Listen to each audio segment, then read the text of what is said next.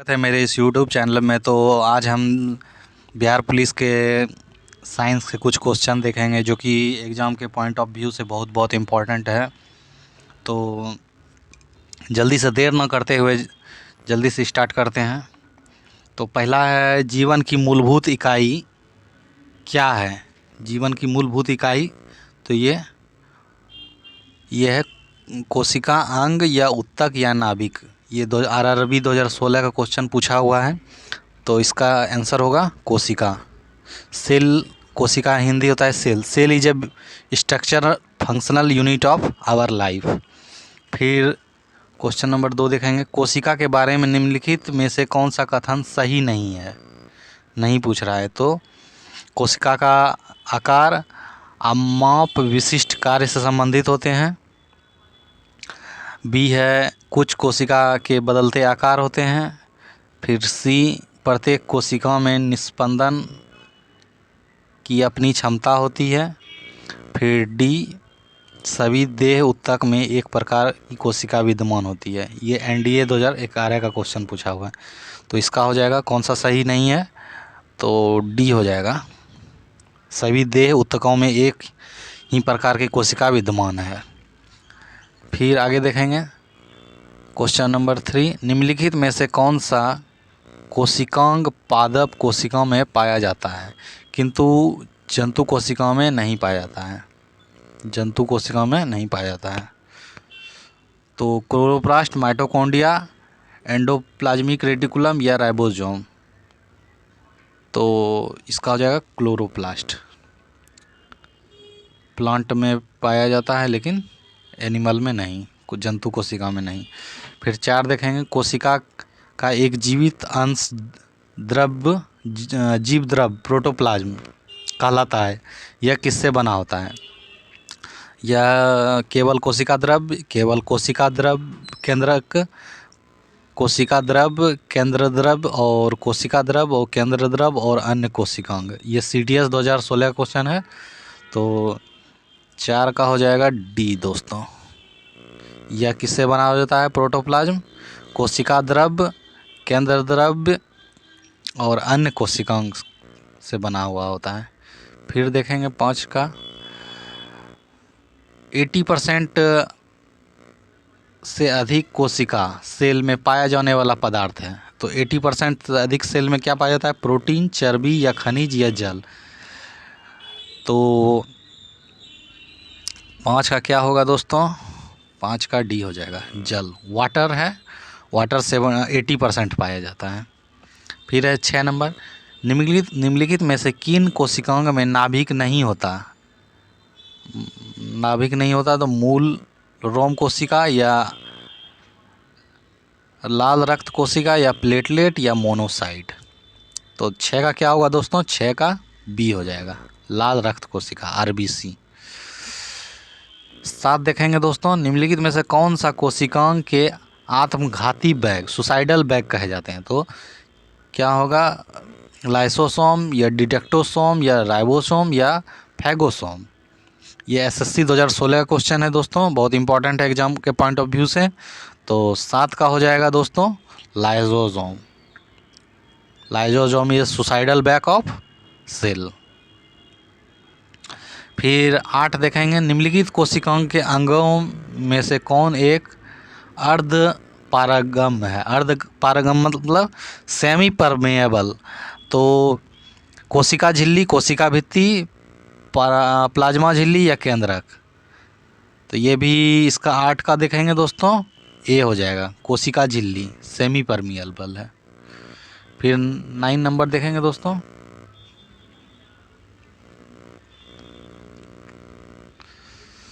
निम्नलिखित में से किसको कोशिका का एक पावर प्लांट भी कहा जाता है? तो गोल्जी कॉय, राइबोसोम या माइटोकॉन्ड्रिया, लाइसोसोम।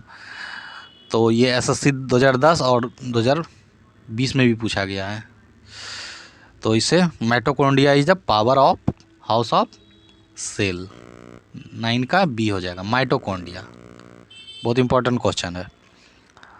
कोशिका आगे देखेंगे, कोशिका का शक्ति स्रोत क्या है? शक्ति स्रोत तो कोशिका भित्ति, राइबोसोम, माइटोकॉन्ड्रिया या न्यूक्लियस। 10 का भी दोस्तों हो जाएगा mitochondria is a power house of cell. फिर 11 नंबर देखेंगे दोस्तों, मानव शरीर में मौजूद निम्नलिखित कोशिका में से किन में माइटोकॉन्ड्रिया नहीं पाया जाता है। तो आरबीसी में, लाल ब्लड सेल, या यकृत कोशिका, या मांसपेशी कोशिका, या श्वेत रक्त कोशिका WBC। तो 11 का दोस्तों हो जाएगा ए, आरबीसी में जो है माइटोकॉन्ड्रिया नहीं पाया जाता है। फिर 12 देखेंगे, निम्नलिखित में से कोशिका का नियंत्रक केंद्र कौन है, नियंत्रक कंट्रोलिंग सेंटर ऑफ सेल। तो ये हो जाएगा केंद्रक, लाइसोसोम, प्लाज्मा, या क्रोमोसोम। 12 का दोस्तों हो जाएगा 12 का A, nucleus is a controlling centre of cell. फिर आगे देखेंगे 13 नंबर, निम्नलिखित की कोशिका सूक्ष्मतम जीव कोशिका है। सूक्ष्मतम जीव बैक्टीरिया, माइक्रोप्लाज्मा, और ब्रेड मोल्ड, या वायरस।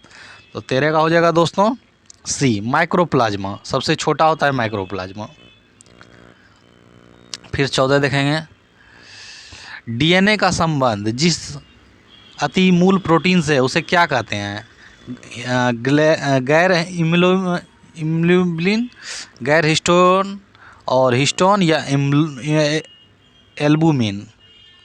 तो 14 का दोस्तों बी हो जाएगा, हिस्टोन। डीएनए का संबंध जिस अति मूल प्रोटीन से उसे हिस्टोन कहते हैं।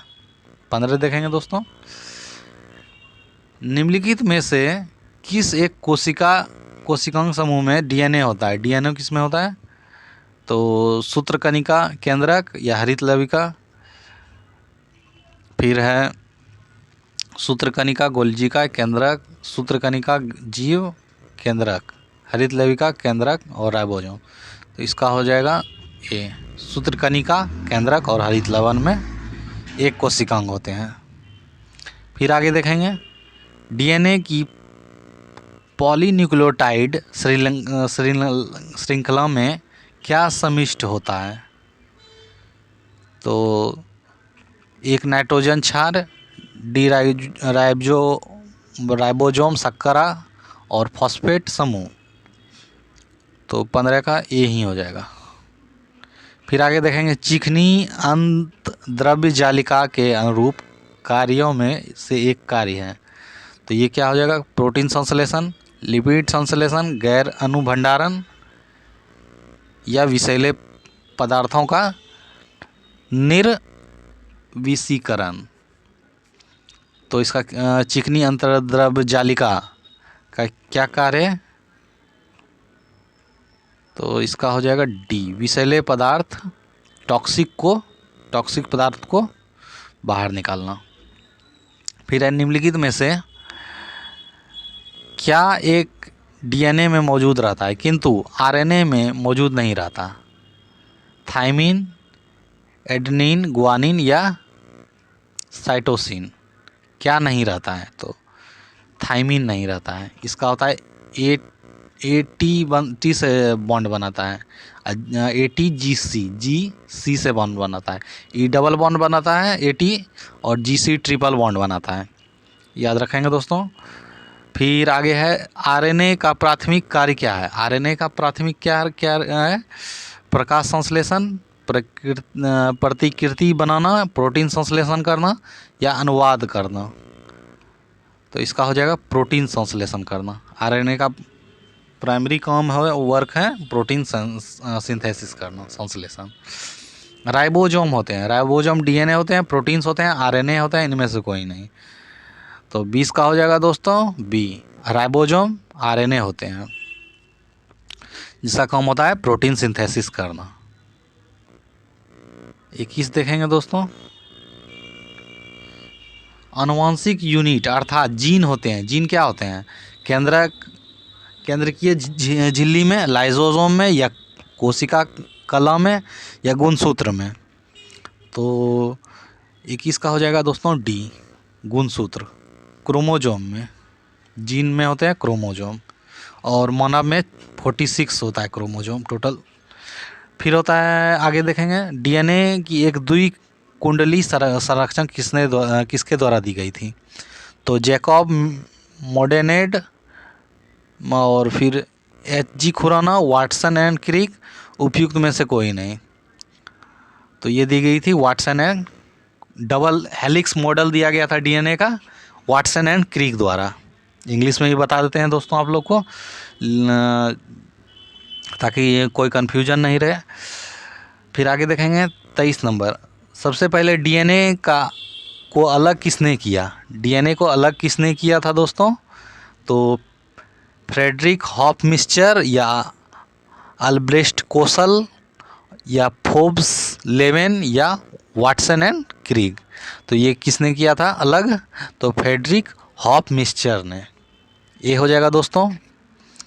फिर आगे देखेंगे 24, डीएनए के डबल स्टैंड, 2 स्टैंड बंद होते हैं हाइड्रोजन बॉन्ड्स द्वारा या सहयोजक बॉन्ड्स द्वारा या स्थिर विद्युत बल द्वारा या वॉन्डर्स वॉल्स बलों द्वारा। तो 24 का हो जाएगा दोस्तों ए, हाइड्रोजन बॉन्ड द्वारा। डीएनए के डबल स्टैंडर्ड बॉन्ड बने होते हैं हाइड्रोजन बॉन्ड द्वारा। फिर आगे देखेंगे डीएनए की एक तंतुगुच्छ स्टैंड से आरएनए में आनुवंशिक सूचना के प्रतिरूपण की प्रतिक्रिया कहलाती है। तो स्थानांतरण कहलाती है या प्रतिकृतियन या अनुलेखन या उत्परिवर्तन। तो 25 का हो जाएगा बी, अनुलेखन कहलाती है। आगे देखेंगे दोस्तों, प्रयोगशाला में सर्वप्रथम डीएनए का संश्लेषण किसने किया? मिलर ने, खुराना ने, डीब्रिज ने या केल्विन ने? बीपीएससी 1999 का क्वेश्चन पूछा हुआ है, तो इसका हो जाएगा अरविंद खुराना ने। प्रयोगशाला में सर्वप्रथम किया था तो खुराना ने। 27 का देखेंगे दोस्तों, डीएनए अंगुल छाप का प्रयोग किसकी पहचान के लिए किया जाता है? तो माता पिता, चोर या बलात्कारी या उपयुक्त सभी। तो डीएनए का यूज किया जाता है। 27 का हो जाएगा दोस्तों डी, सभी में। डीएनए के मदद से सभी चीज़ कर सकते हैं। आगे देखेंगे दोस्तों, जीव द्रव कोशिकाओं में आनुवंशिक लक्षणों को नियंत्रण के लिए निम्नलिखित में से कौन सा एक उत्तरदायी है? तो आनुवंशिक मतलब हेरिडेटी कैरेक्टर को पहचानने के लिए, तो इसमें हो जाएगा एंजाइम, हार्मोन, आरएनए या डीएनए। तो 28 का हो जाएगा दोस्तों डी, डीएनए से हम किसी के आनुवंशिक लक्षणों को नियंत्रित कर सकते हैं और पहचान सकते हैं। 29 देखेंगे दोस्तों, पुरुष में पुरुषत्व के लिए कौन सा गुणसूत्र संयोजन उत्तरदायी है? XO, XXX, XX या XY। तो इसका हो जाएगा दोस्तों 29 का देखेंगे दोस्तों डी, XY। मेल का फीमेल का XY होता है और फीमेल का XX होता है। XX मिलने से फीमेल बनता है और मानव के लिंग के लिए मेल का ही रोल होता है, मेल के क्रोमोसोम का ही रोल होता है, क्योंकि मानव में XY दोनों पाया जाता है और फीमेल में Y क्रोमोसोम नहीं पाया जाता, सिर्फ XX ही पाया जाता है, XX। फिर आगे देखेंगे 30 दोस्तों, 30 नंबर, मनुष्य में कौन सा क्रोमोसोम से मिलने से बालक का जन्म होगा? बालक का जन्म होता है तो बता दिए थे XX फीमेल और XY मेल। तो कौन सा है दोस्तों? 30 का देखेंगे दोस्तों, 30 का सी, पुरुष का Y और स्त्री का X। फिर है 31 नंबर, शरीर में लगी चोट को मरम्मत के लिए किस प्रकार का सेल विभाजन का प्रयोग किया जाता है? तो केवल समसूत्री, केवल अर्धसूत्री विभाजन, माइटोसिस या मियोसिस दोनों, या नॉन समसूत्रण या नौ ही अर्धसूत्री विभाजन। तो 31 का हो जाएगा दोस्तों ए, केवल समसूत्रण। आगे देखेंगे, गुणसूत्रों में आकृति विज्ञान की अच्छी तरह से अध्ययन किससे किया जाता है? तो यह अंतरावस्था में या मध्यावस्था में या पूर्वावस्था में या जाइगोटिन में। तो 32 का हो जाएगा दोस्तों सी, मध्यावस्था में किया जाता है। फिर विषाणु में निम्नलिखित में से कौन सा एक विशेषता नहीं है? तो डीएनए आरएनए की मौजूदगी, परपोषी कोशिका का भीतर प्रजनन, स्वभाव से पूरी तरह परजीवी या कोशिका भित्ति में मौजूदगी। तो यही हो जाएगा दोस्तों डी, कोशिका भित्ति में मौजूदगी। फिर आगे देखेंगे विषाणु में होता है, विषाणु में होता है 34 का डी, या तो आरएनए या डीएनए। 35 नंबर देखेंगे दोस्तों, पौधे को संक्रमण करने अधिकांश विषाणु में क्या होता है, अधिकांश विषाणु में क्या होता है, 35 का हो जाएगा दोस्तों डी, केवल दोहरे तंतुगुच्छ वाला आरएनए। आगे देखेंगे दोस्तों 36, विषाणु के संबंध में निम्नलिखित में से कौन सा कथन सही है, नहीं है, सही नहीं है। तो प्रजनन करने के लिए विषाणु को जीवित कोशिका की जरूरत होती है। फिर है परपोषी के बाहर विषाणु रासायनिक पदार्थों के समान होते हैं। फिर रसायन प्रकाश संश्लेषण के माध्यम से विषाणु अपने आहार का संश्लेषण कर सकते हैं। फिर डी है विषाणु परजीवी होते हैं। तो 36 का हो जाएगा दोस्तों सी, कौन सा नहीं है, प्रकाश संश्लेषण के माध्यम से विषाणु अपने आहार का संश्लेषण कर सकते हैं, ये नहीं होगा। फिर आगे 37, निम्नलिखित में से सर्वप्रथम वायरस की खोज हुई थी। तो पोलियो, टीएमवी या एचटीएलवी या एचआईवी।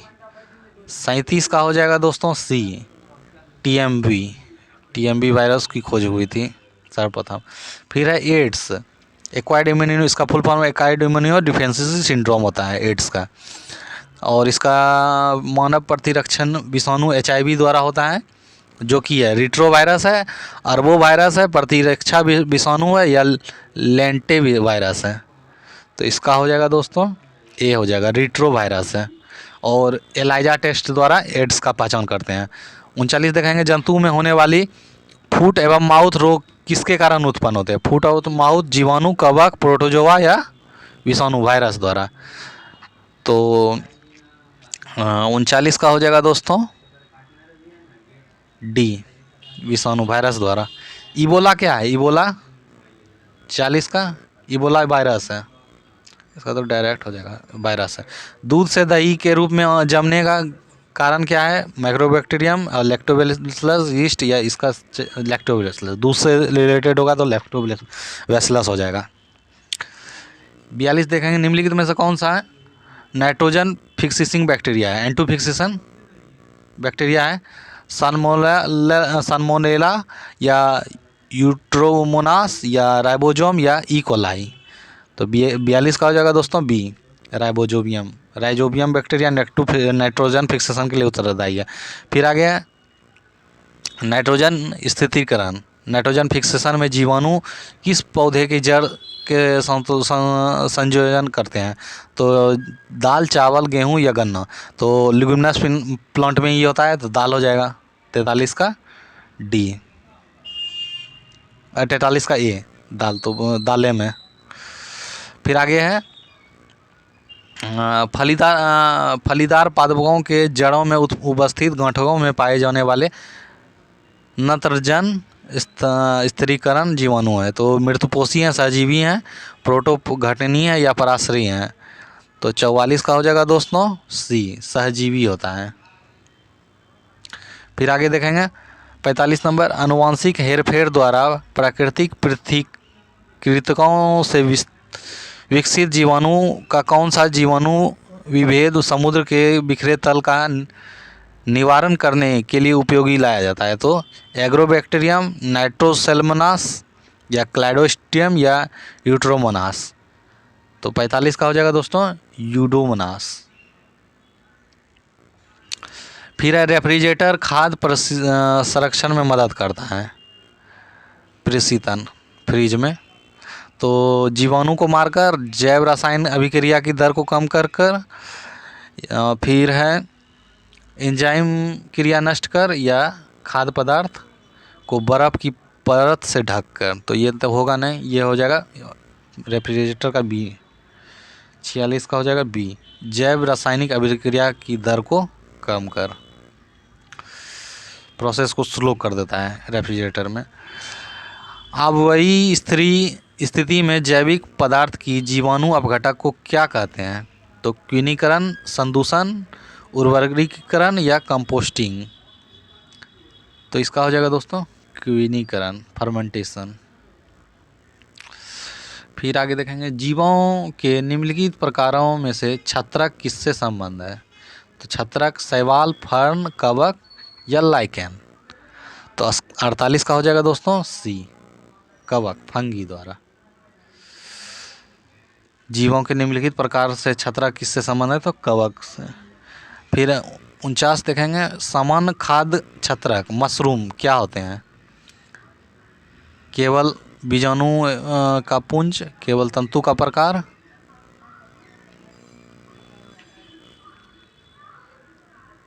तंतु का प्रकार, या कसकर ठसाठस भरे कवक जाल, या अलैंगिक बीजाणु पैदा करने के लिए प्रयुक्त संरचना। ये एनडीए का 2011 का प्रश्न है दोस्तों।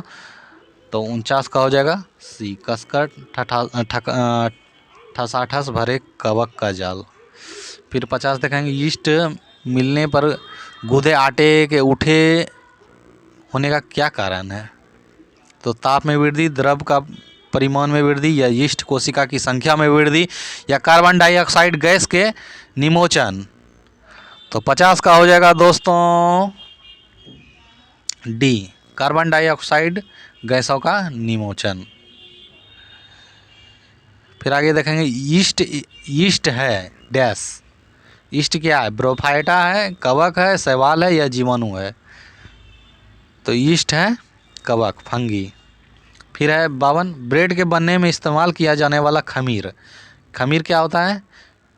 तो क्विनन के लिए उत्तरदायी के उत्प्रेरक के रूप में कार्य करता है, या क्विनन के प्रतिक्रिया में मदद नहीं करता, या संरक्षण प्रोटोजैविक के रूप में कार्य करता है, या इससे स्वादिष्ट बना देता है।